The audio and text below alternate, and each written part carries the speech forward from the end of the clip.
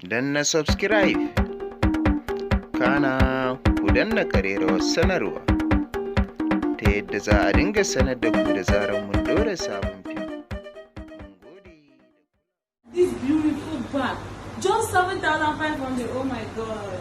Da Allah ku zo ku patronize din ka da takalman da su ma ba su da tsada, takalma masu kyau min da kuka gani. Ga nan akwai turaren wuta irin na yan Maiduguri. Oh my god! In ka zo bangaren nan kuma nan shi ake kira saloon. Akwai wacce za ta gyara ka, kuna pedicure? Suna pedicure, suna gyaran nails, suna irin wannan packaging gel din da kuke kallo a kaina mai kyau. Suna fixing. Oh my god.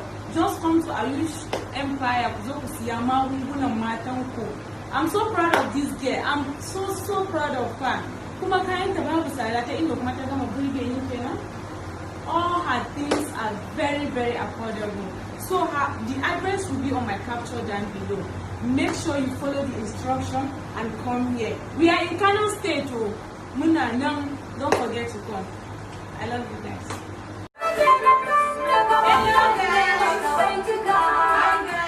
Your baby girl sadiya Haruna.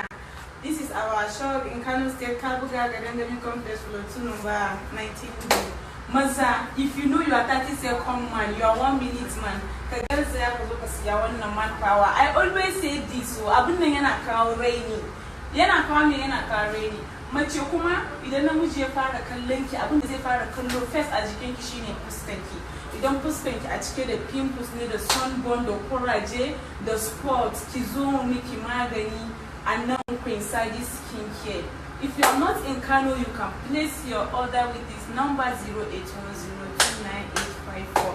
Ba abin da ba ma sayarwa na mata da na maza, na gyaran jiki, maganin ni'ima, na masi, na ma'aurata wanda za su ji daɗin su. Babu abin da babu, sannan akwai swimming tea na tumbi.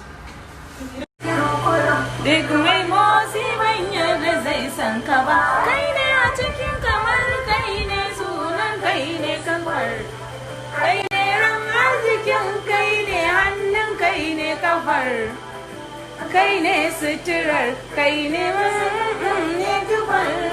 Kirji na zai fashe, zuciya ba za ta iya da girman ka ba.